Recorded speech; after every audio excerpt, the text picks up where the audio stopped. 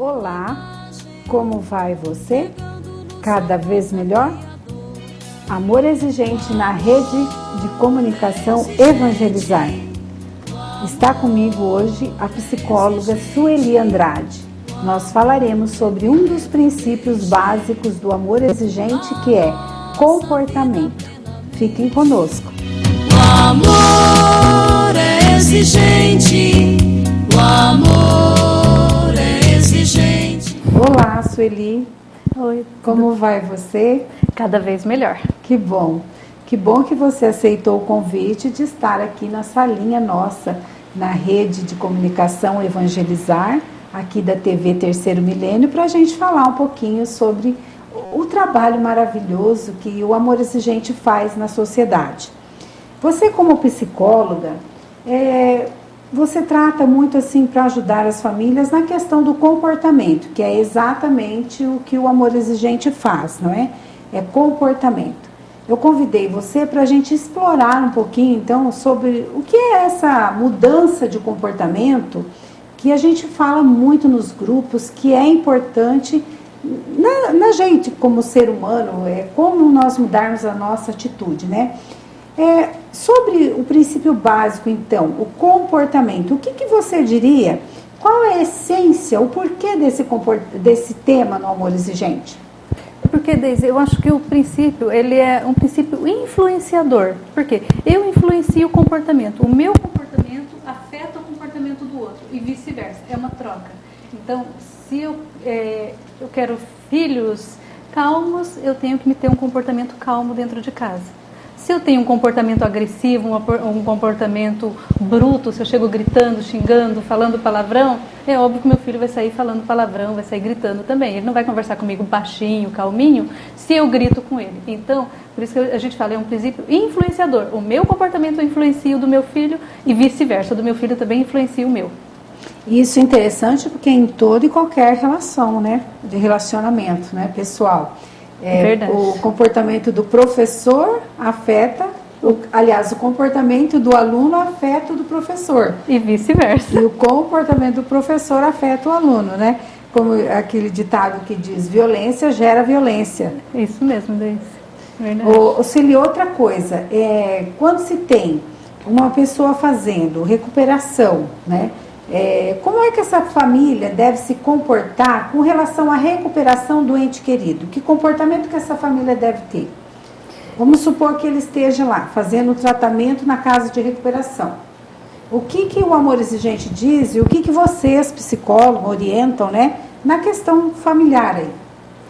Eu acho assim, a família, não adianta nada eu só internar a pessoa que o usuário de droga, o dependente químico, e achar que só a casa vai resolver o problema. A casa não vai, a casa só vai limpar ele vai ficar 9 meses internado e ele vai sair limpo. Se a família não se preparar para acolher ele quando ele sair dali, ele vai voltar de novo na mesma coisa que ele estava antes. Então a família tem que mudar o comportamento dela, mudar as atitudes, ter uma atitude mais positiva para com essa pessoa, incentivar um diálogo dentro de casa, ter um comportamento ético, estar participando do grupo de apoio, do grupo do amor exigente, porque vai estabelecer metas, vai melhorar essa família como um todo, vai estabelecer um equilíbrio dentro de casa novamente, para quando esse usuário sair da casa de recuperação, ele vai encontrar um lar diferente, um lar estruturado, um lar onde a família tenha um contato mais humano, mais carinhoso. Sueli, a gente vê muita situação assim.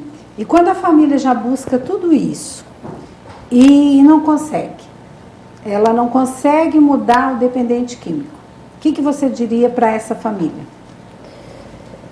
Ela vai mudar o dependente químico mudando os comportamentos dela também, mas o principal ali é afastar ele do meio em que ele vive, porque os amigos, provavelmente ele deve ter um grupo que influencia esse uso de drogas, o uso da dependência, sabe? Então você tem que afastar tudo que lembra a droga dele. Às vezes, até na hora de um almoço, na hora de uma refeição dentro de casa, se começar a gerar uma discussão, aquele adolescente ele vai ficar angustiado, ele vai ficar irritado, e a primeira coisa que vem na cabeça dele para aliviar aquela angústia é voltar na droga, na dependência. Então, é a família prestar atenção no comportamento dela também, para que não cause essa necessidade nele. Lógico que já que ele ficou internado, ele já está limpo. É uma necessidade química, uma necessidade do corpo, certo? Mas às vezes os comportamentos, as situações dentro de casa faz com que ele tenha essa necessidade. Sueli, como que você caracteriza a dependência química? Como é que nós podemos chamar quando é dependente ou quando só é usuário ocasional? A dependência, ele entra usando a droga, por quê? Em busca de uma aventura, em busca de uma curiosidade, ou às vezes porque os amigos influenciam, até ali está sendo um usuário só, ele está experimentando, mas depois de um certo tempinho que ele usa, ele começa a ter uma dependência, não é mais ele que precisa, não é ele pessoa, sabe? Não é, eu não vou usar droga porque eu quero, o meu corpo precisa, tanto é que quando você interna a pessoa, ela tem crise de abstinência. Ela tem crises porque o organismo sente falta da droga. É o corpo que está precisando daquilo dali. Por isso que precisa de acompanhamento, precisa do internamento para ter um suporte para esse cidadão conseguir aguentar essa crise de abstinência. Afastar ele da comunidade, da sociedade e vai estar mais próximo das necessidades dele. Exatamente. E tirar ele do foco, porque dentro de uma clínica de recuperação, ele vai se ocupar de outras atividades, ele vai ter uma série de regras ali dentro, tem atividades, para quê? Porque daí ele não fica nessa ociosidade, nessa necessidade de estar usando a droga. Certo. Então, e esse tema comportamento, nós já falamos, ele vai ajudar. Se a família, então, mudar o seu comportamento, um novo olhar para o filho, né, antes que coisas ruins aconteçam, porque o que mais a gente vê hoje em dia é o descaso, né, na educação, né, e não adianta esperar pela escola que não vai dar educação, a escola está... A escola tem que informar, né? E eu acho que o pai e a mãe, eles precisam, eu vejo que é amor exigente aí, porque costumo dizer que o amor exigente é uma escola para pais, né? Exatamente, é amor exigente, se eu amo, o que eu tenho que fazer? Eu tenho que cuidar. Então, como que eu posso cuidar? É orientando esse filho, é estar acolhendo ele, tá abraçando, tá beijando, tá dando carinho, tá dando atenção, mas sem se descuidar das regras. Porque o que acontece, Deise? Eu acho que às vezes o pai acaba pecando pelo excesso também. Sabe? Sim. Eu amo demais e passo a mão na cabeça de tudo que meu filho faz. Não é por aí. Se ele fez uma coisa errada, tem que ter consequência. Ele tem que saber que ele estava errado naquele comportamento. E às vezes exagera no dar coisas, não é? Exatamente. Aí as regras eu acho que já cabe aí também, né, Sueli? Como que é? Como é que a gente dosa aquilo que vai presentear o filho? Eu acho que você tem que dar o que precisa e não o que ele quer. Às vezes, porque a gente não pode ter tudo o que quer o tempo todo. Então você tem que ter um certo limite ali, porque senão hoje é só um brinquedo, é só um tênis diferenciado. Amanhã eu viro uma compulsão, porque vai virar um buraco que não tem fundo. Eu quero, e às vezes essa necessidade, necessariamente ela não é de coisas. É uma necessidade de atenção, de carinho, de alguém que faça presente na minha vida, sabe? Não é só de objetos, porque esses objetos, eles satisfazem no momento. Se você dá excesso de brinquedos para o seu filho, você vai perceber que ele brinca meia hora com aquele objeto e acabou. Dali a pouquinho, a hora que você for no shopping, ele vai querer um outro novo. E aí? Você vai comprar um outro novo? E o dia que você não tiver o dinheiro para comprar, o que vai acontecer? Ele vai se jogar no chão do shopping e fazer aquele estardalhaço porque você não pode. E aí? A tradicional birra, né? A tradicional birra, exatamente, que é tão comum hoje. Mas é por quê? Porque a criança, ela descobre como que o pai e a mãe funcionam. Você faz o que o filho quer para que não tenha problemas, você entendeu? Sim. Assim, eu vou dar para ele, daí não vai me criar problema. É mais fácil do que apertar um botão, né? Exatamente. O filho já sabe que botão apertar para conseguir o que ele quer. E consegue, infelizmente consegue. Então, às vezes o pai precisa parar e pensar, opa, que tipo de comportamento eu estou incentivando no meu filho agindo dessa forma? E comportamentos também devem ser modificados nessa família quando nós falamos, então, com relação à prevenção, né?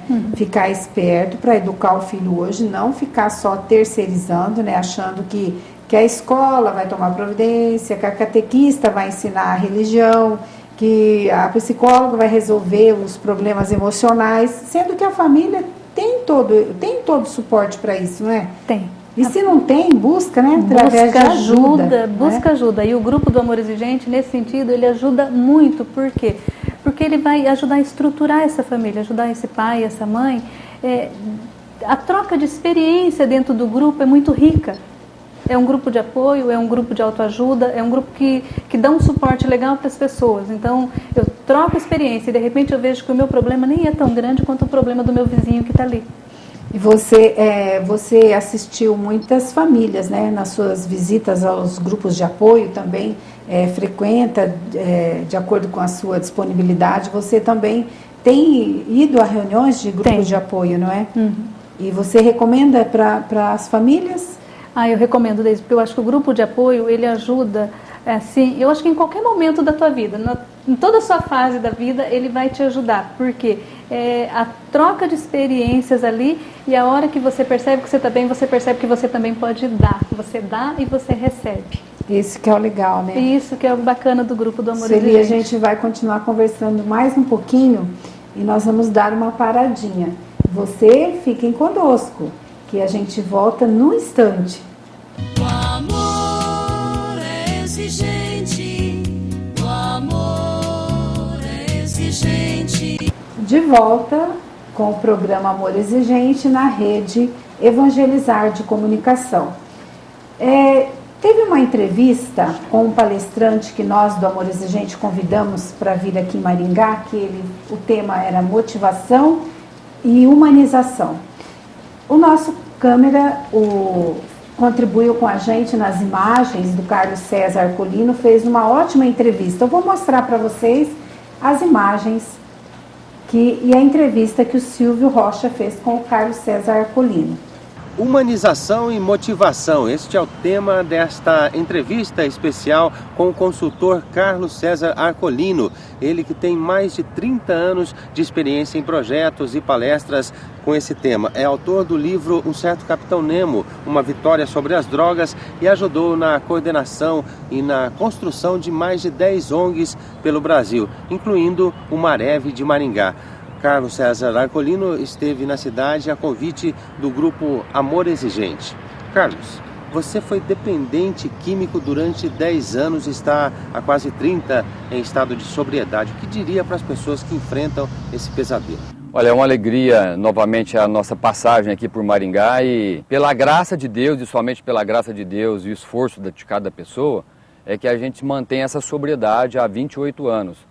E o que eu tenho a dizer é para aquelas famílias que nos vê hoje, que elas possam acreditar, que elas possam buscar em Deus, buscar nos grupos que tem em Maringá, principalmente nos grupos de Amor Exigente, que dá apoio para os pais, porque na dependência química, o doente, ele não é único, ele adoece um grupo de pessoas, principalmente a família.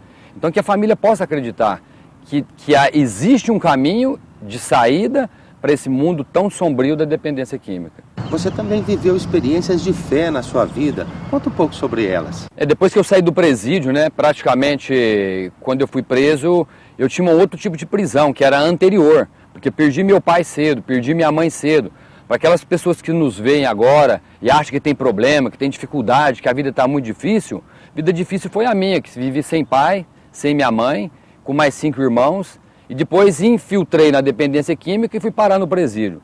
Depois do presídio, nos caminhos de Deus, eu escolhi a minha esposa, que hoje, graças a Deus, nós temos 4 filhos, e nessa nossa família nós tivemos 2 milagres. Um que a minha menina foi gestada sem líquido amniótico, com 16 semanas, e toda a ciência dizia que era impossível ela nascer de uma maneira assim perfeita. E graças a Deus e a intercessão de Santa Giana, eu tenho na minha casa 2 milagres. O primeiro milagre foi que a minha criança nasceu perfeita. E o segundo, que a placenta grudou no útero da minha esposa e todos diziam que ela não voltaria à vida. E no 3º dia ela voltou. Nas suas palestras, um dos temas é o poder das palavras. Qual é esse poder? O poder da palavra é aquele que predomina dentro da família, dentro da empresa, dentro da comunidade. Porque através do poder da palavra eu construo ou destruo relacionamentos. Eu construo ou eu destruo uma vida. Então quem é pai, quem é professor, quem é educador, presta atenção bem naquilo que a gente vai dizer, porque na formação do caráter, de 0 a 10 anos, tudo que uma criança escuta fica gravado e jamais será deletado da sua memória tudo aquilo que ela enxergou e tudo aquilo que ela escutou. E saiba você e todos os nossos telespectadores de Maringá, o que mais tem acontecido no mundo atual é uma carência afetiva muito grande. Todo mundo fala a respeito da dependência, mas o que falta hoje para as nossas famílias é vivência dos valores éticos, morais e, de um modo muito especial, a vivência dos valores espirituais. O que o ser humano precisa para se sentir motivado? Para se sentir motivado, ele precisa ter, em primeiro lugar, sentido para viver. Porque quem mais rende, quem mais produz, quem tem gosto pela vida. E o ser humano, com a chegada da globalização, ele anda com um vazio existencial muito grande. E esse vazio existencial profundo, ele luta, ele tenta preencher de diversas maneiras. Só existe uma maneira de preencher esse vazio existencial. É o que a gente trabalha nas empresas. É a espiritualidade alimentada, é a humanização. Então, a pessoa, para ter motivo para acordar de manhã e trabalhar motivado, ela precisa, em primeiro lugar, ser agradecido. Primeiro, porque está vivo. Segundo, porque enxerga perfeitamente, porque escuta perfeitamente, porque está pleno, cheio de vida. E às vezes o que acontece? Começa a reclamar, começa a murmurar, começa a entristecer e sai para trabalhar. Quais são os motivos que levam uma pessoa a acordar cedo e está disposto não a vestir a camisa da empresa, mas dar a vida pela empresa? Isso significa motivação. Você também fala na palestra sobre o poder terapêutico do bom humor. Qual é esse poder? Existe um poder fantástico nas pessoas que vivem e convivem com outras com bom humor. Você pode perceber nos grandes hospitais que trabalham a favor desse bom humor, na questão do câncer, principalmente para as crianças. Hoje nós temos os palhaços da alegria, que vai fazer o que lá? Vai trazer alegria, vai trazer vida, vai trazer um algo mais para aquelas pessoas que estão sofrendo. Agora, não precisa ser lá no hospital do câncer. Quem vive bem com a sua espiritualidade alimentada, ela tem dificuldade, ela tem problema, ela supera as adversidades, mas ela leva a vida com bom humor. O próprio Jesus Cristo mesmo, na sua passagem por aqui, ele vivia com bom humor, né? Na questão do cego, na questão do Lázaro. Como é que ele faz uma pergunta assim, Jesus Cristo? Onde o puseste? Onde que está? O morto está lá. Mas ele falava, mas ele, ao mesmo tempo ele interagia. E as pessoas, você pode acreditar, que tem dificuldade, adversidade, mas que tem um sentido para viver, ela encara a vida com bom humor e com naturalidade. Obrigado, Carlos. Nós que agradecemos essa oportunidade, Silvio, que vocês nos deram de estar aqui partilhando a nossa vida, partilhando a nossa história. E vocês podem ter certeza de alguma coisa muito importante que eu vou dizer para esse pessoal de Maringá e região de Maringá.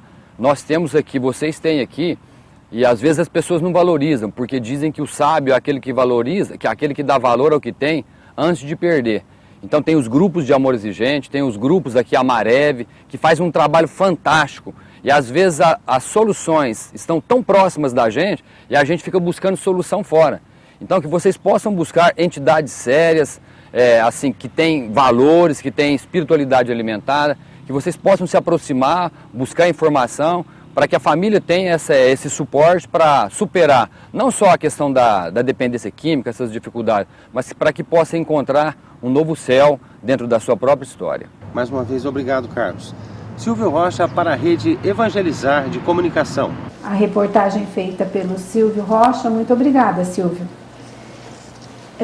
De volta, então, vamos continuar falando aqui sobre a questão da família, a mudança de atitude dentro de casa, com relação... são momentos muito diferenciados. Eu, nessa minha experiência, Sueli, de Amor Exigente, é bom que se tenha o cuidado, quando a gente trabalha prevenção, não é? Internamento e recuperação, quando ele volta para casa. Então, são situações diferenciadas. Então, é importante que fique claro isso, né? Que o Amor Exigente, ele trabalha em várias linhas, né? Trabalha na prevenção primária, né? Que a gente falou bastante, que é com a criança pequena, a questão da birra, a questão das regras, da disciplina. E a prevenção secundária, que é quando já suspeita, né? Que está mentindo, que está escondendo coisas no quarto, ou que está pegando coisas da casa. Então, é o uso ocasional, né? De cigarro, de maconha, hoje tem o tal do narguile, né? Que eles não sabem que é uma droga o jovem usa o narguile comumente, mas eu já entrevistei pessoas aqui, né, que explica sobre que causa dependência também, narguile, né? E a questão que o Amor Exigente também trabalha, que é a questão da prevenção terciária, quando já tem a doença, já é caracterizado como doença pelo período de uso e que vai para fazer um tratamento ou que se luta para um tratamento. Porque a pessoa, se ela não quiser, não tem como ser internada, é isso. Então vamos falar um pouquinho, já que você é psicóloga, como é que nós podemos, assim, buscar essas informações todas? Aonde que nós podemos buscar informações? É só no Amor Exigente ou é com um profissional? Qual a experiência que você tem nessa linha aí de como melhorar os comportamentos familiares, inclusive do dependente químico? Eu acho assim, Deise, melhorando a própria espiritualidade dentro da casa, sabe?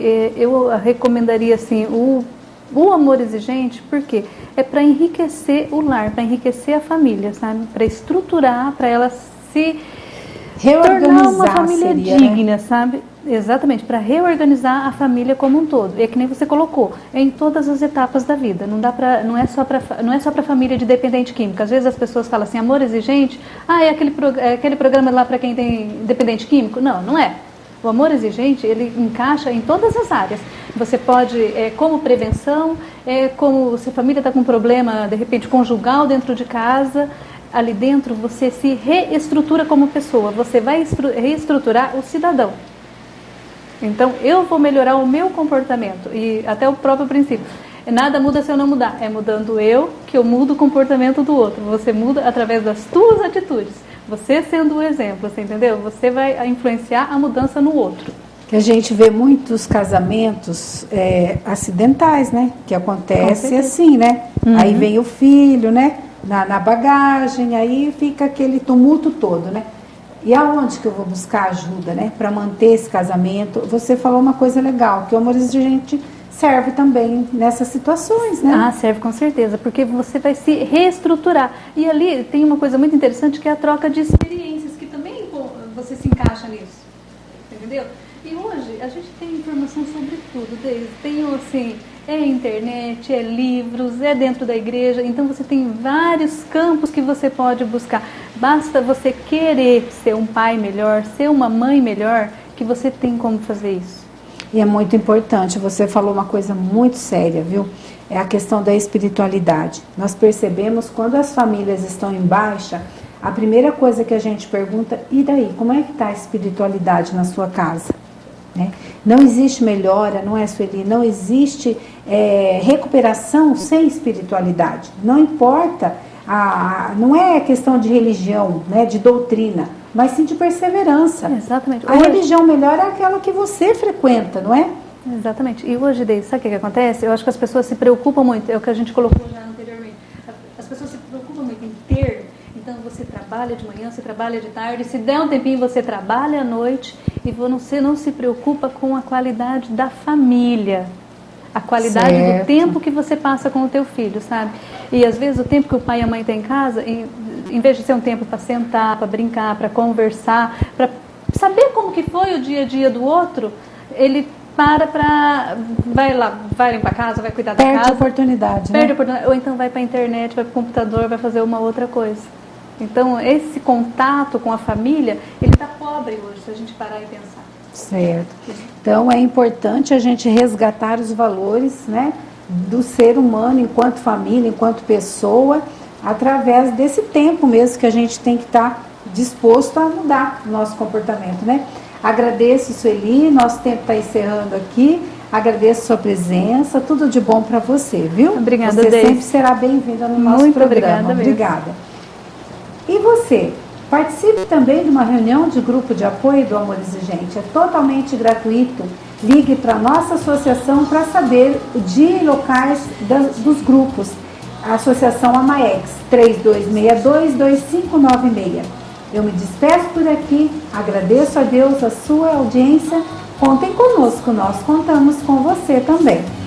O amor é exigente.